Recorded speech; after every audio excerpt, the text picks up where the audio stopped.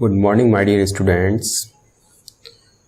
So, I hope that you have enjoyed your autumn break holidays, and from today we start our study. So, first of all, जो आपने half yearly का exam दिया था उस exam का solution हम देखते हैं, उसमें कौन कौन से क्वेश्चंस आए थे, उनके क्या क्या आंसर्स होंगे. सो हम स्टार्ट करते हैं.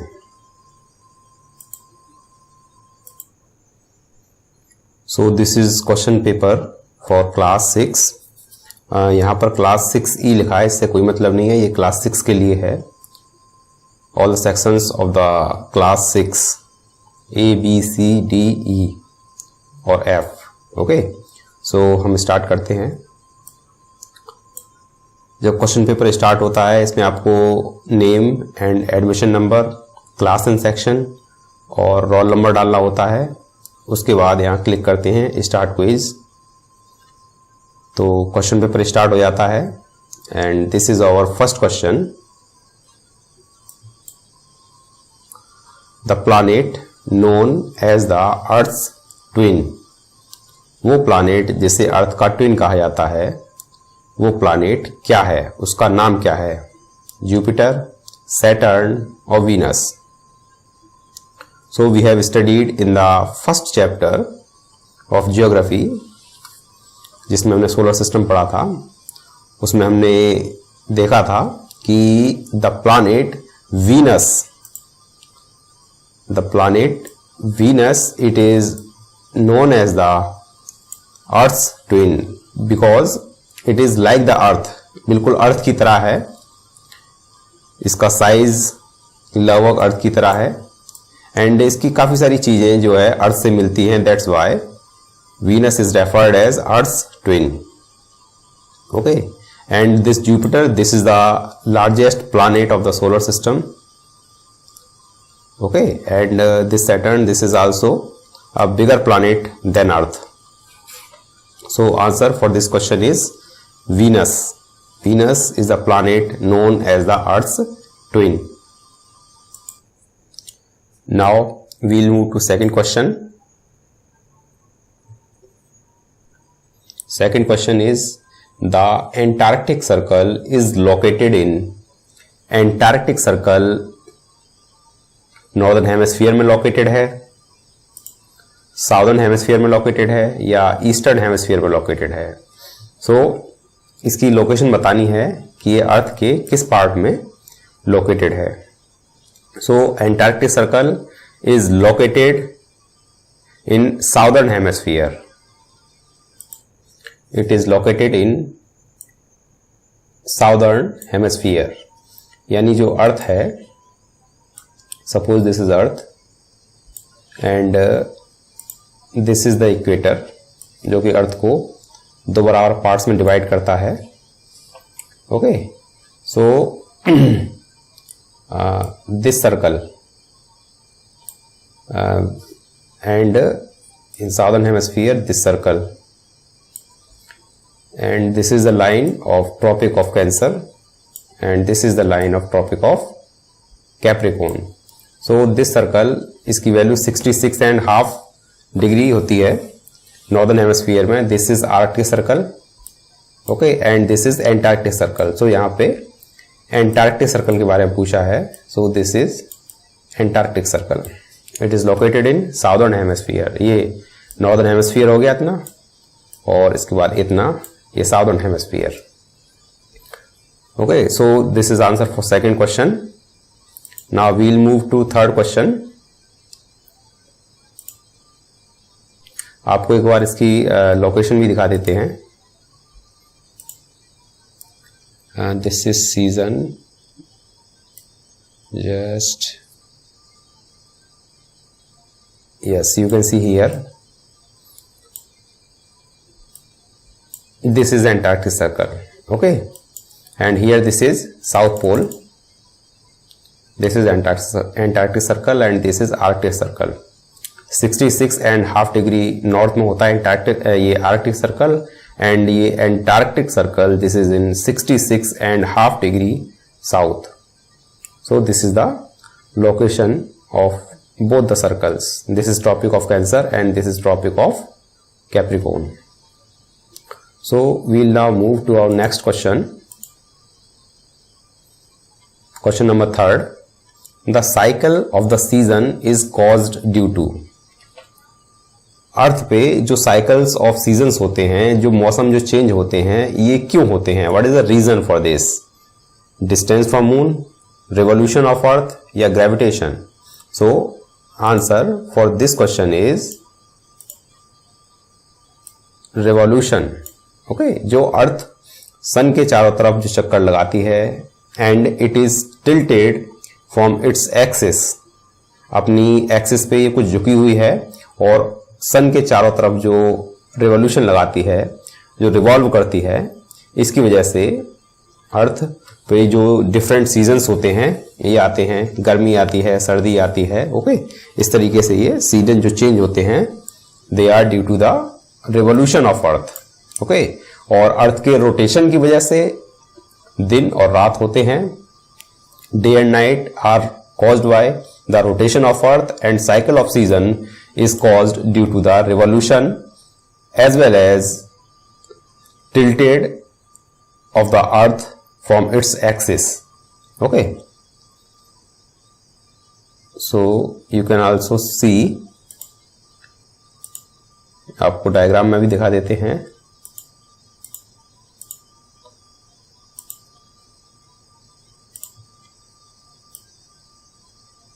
Due to the rotation of earth, different seasons occur.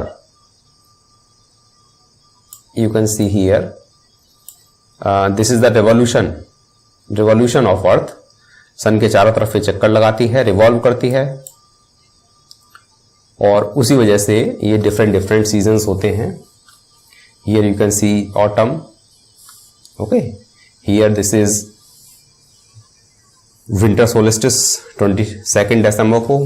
And here, और वन थिंग, जो भी जो नॉर्दर्न हेमिस्फीयर में होता है उसका एग्जैक्टली उल्टा साउदर्न हेमिस्फीयर में होता है, यानी कि दोनों एक दूसरे के वाइस वर्सा हैं.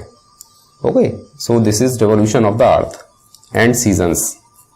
Now we will move to our next question. This is question number 4.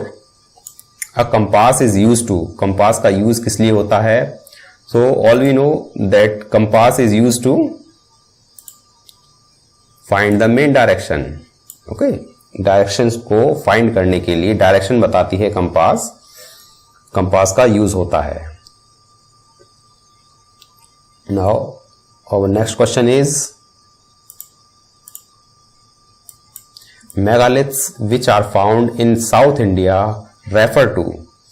Megalith जो कि मोस्टली साउथ इंडिया में पाए जाते थे, ये क्या होते थे? These are stone boulders, pots to cook food या agriculture field. So answer for this question is stone boulders. Okay, so क्या होता था पहले, जब कोई मर जाता था तो जब उसको दफनाया जाता था, जब उसको वरी किया जाता था, तो उसके चारों तरफ बड़े बड़े पत्थर लगा दिए जाते थे. बड़े बड़े पत्थर, these are called stone boulders. Okay, जो उसकी जो भी कब्र होती थी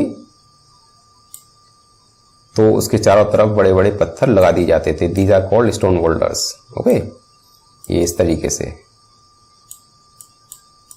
डिफरेंट साइज के होते थे. So these are called megaliths. Okay, so now we will move to next question. Question number 6. In ancient India, society was divided into fill in the blanks varnas. यानी क्वेश्चन ये पूछना चाह रहा है कि एंशियंट इंडिया में जो society थी, जो समाज था, वो कितने वर्णों में डिवाइड था. So in ancient India the society was divided into 4 varnas. So answer for this is 4 varnas. 4 वर्ण होते थे. फर्स्ट इज होता था ब्राह्मण्स, जो कि जिनकी वैल्यू सबसे ज्यादा होती थी. सेकंड जो होते थे ये क्षत्रिय होते थे. जैसे कि जो राजा लोग होते थे। एंड थर्ड में आते थे वैश्याज, जो व्यापार करते थे या और दूसरे काम करते थे। और सबसे लोएस्ट जो कंडीशन थी वो थी शूद्राज। ओके, सो जो शूद्राज थे ये एक तरीके से नौकर लोग या दास लोग होते थे, जो इन तीनों वर्णों की, तीनों वर्णास की ये सर्विस करते थे। ओके, इनके दास होते थे ये, और इन्हें सोसाइटी में सबसे लोएस्ट रैंक प्राप्त थी। इन्हें कोई भी प्रिविलेज नहीं दिया गया था। हाईएस्ट रैंक ब्राह्मण्स की थी और क्षत्रिय की थी, KH। Okay, so these are 4 varnas of the society. Now we'll move to our next question, question number 7. Fill in the blanks was introduced by Ashoka. Ashoka ने क्या इंट्रोड्यूस किया था? ओके, सो अशोका इंट्रोड्यूस्ड धम्मा। अशोका ने धम्मा को इंट्रोड्यूस किया था। मेल एडमिनिस्ट्रेशन ये क्या होता है?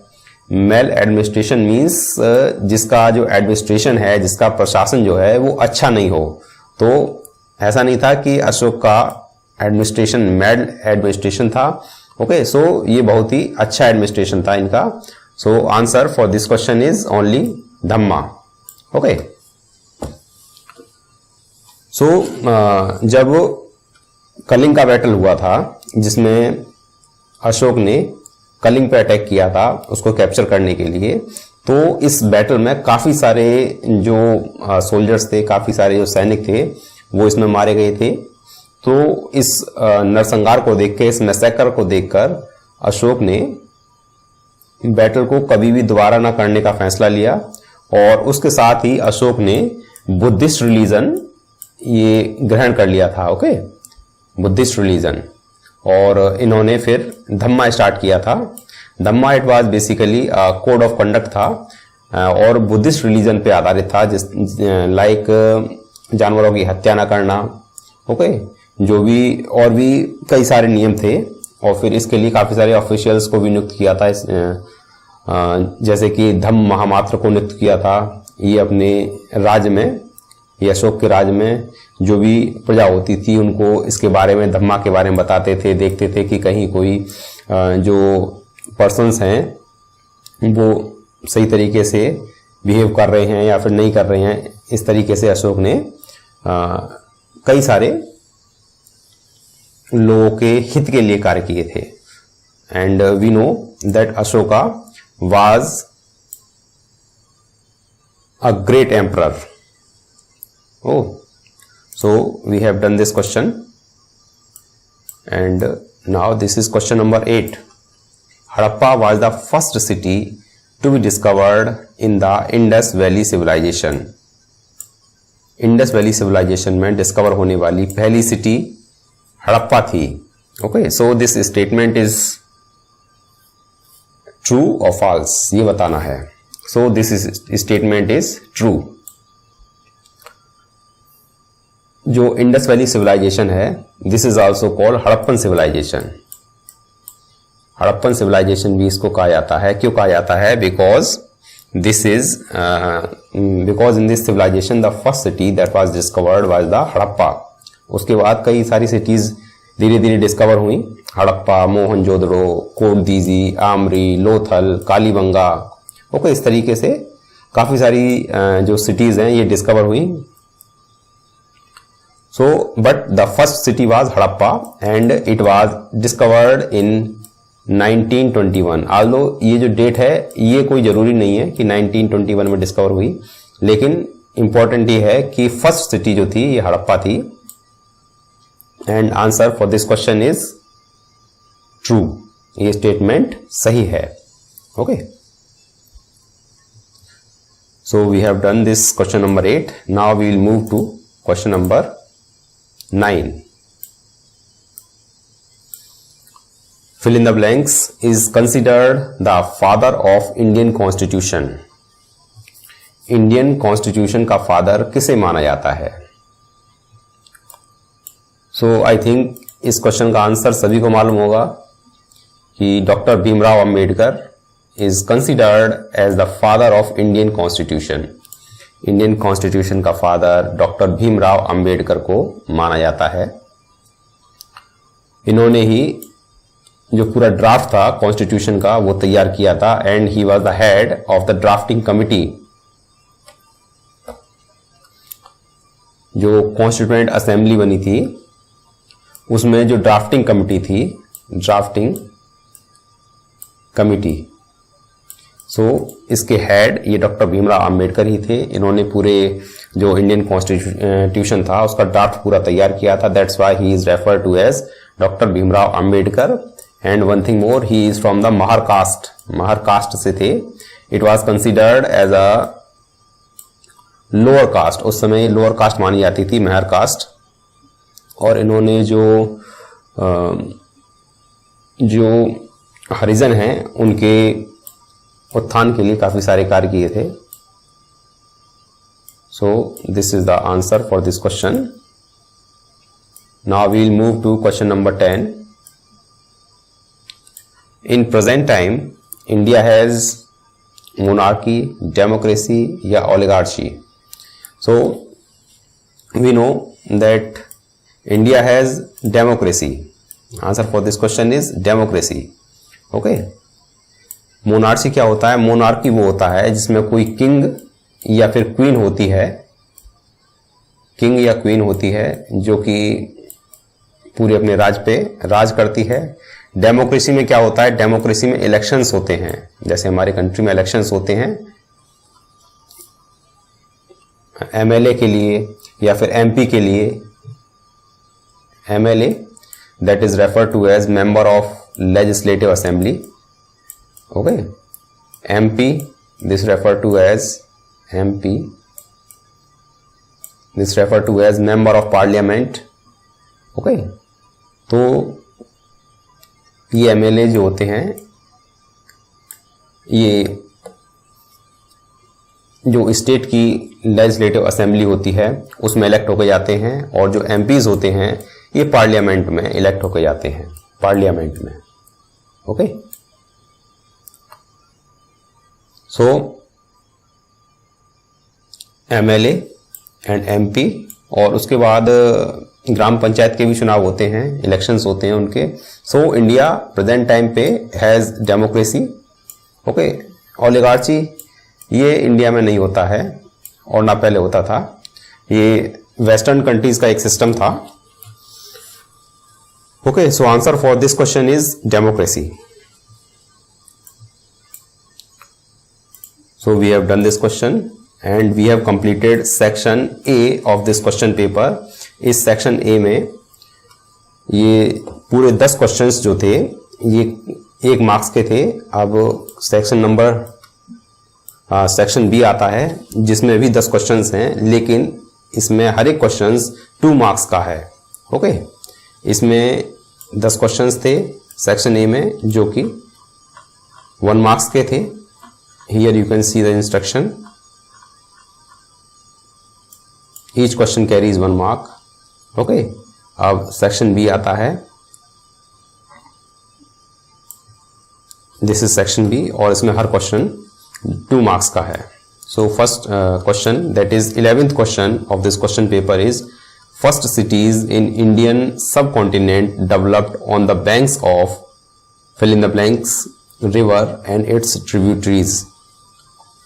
क्वेश्चन पूछ रहा है कि इंडियन सब कॉन्टिनेंट में जो फर्स्ट सिटीज जो डेवलप हुई थी, सबसे पहले जो शहर जो डेवलप हुए थे वो किस रिवर और उसकी ट्रिब्यूटरी के बैंक्स पे डेवलप हुए थे। सो बेसिकली ये पूछ रहे हैं कि जो हड़प्पन सिविलाइजेशन है जिसे इंडस वैली सिविलाइजेशन कहा जाता है, ये किस रिवर के बैंक्स पे डेवलप हुई थी। सो answer for this is Indus valley. Indus river के नाम पर ही इसको इंडस वैली सिविलाइजेशन कहा जाता है, क्योंकि ये इंडस रिवर और इसकी ट्रिब्यूटरीज के किनारे डेवलप हुई थी, that's why it is called Indus valley civilization. और फर्स्ट सिटी जो डिस्कवर हुई थी वो हड़प्पा हुई थी, जो अभी हमने डिस्कस की थी, और इसी की वजह से इसको हड़प्पन सिविलाइजेशन भी कहा जाता है। So these are the first cities that developed in Indian subcontinent. Okay, you can see in the map, आपको मैप भी दिखाते हैं। Here you can see this is earliest cities in the subcontinent they developed.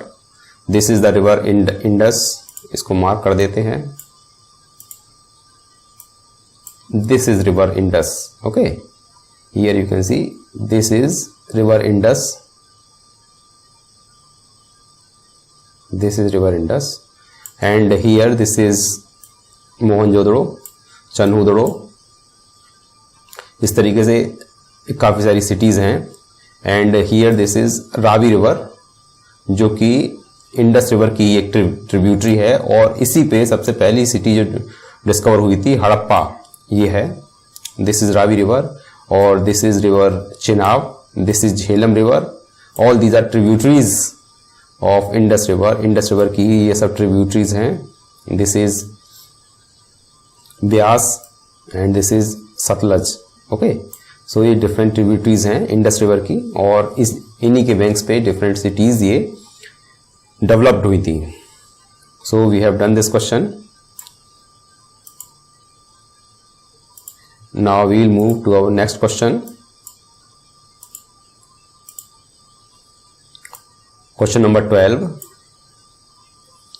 Fill in the blanks. City of Harappan civilization had dockyard. First of all, dockyard क्या होता है? Dockyard होता है कि ऐसी जगह जहाँ पे जो शिप होते हैं पानी के, वो खड़े किए जाते हैं। Okay, so this is called dockyard. तो कौन सी सिटी थी आउट ऑफ दीज थ्री कि जिसमें एक डॉकयार्ड था, जहाँ पे शिप को खड़ा करने के लिए डॉकयार्ड बना हुआ था? So this is the city of Lothal.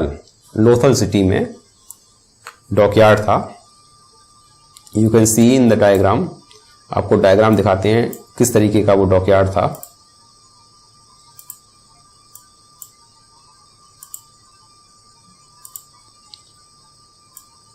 So these are first cities, and here you can C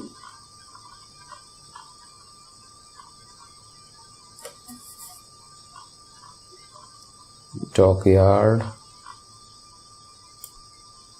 Just 1 minute.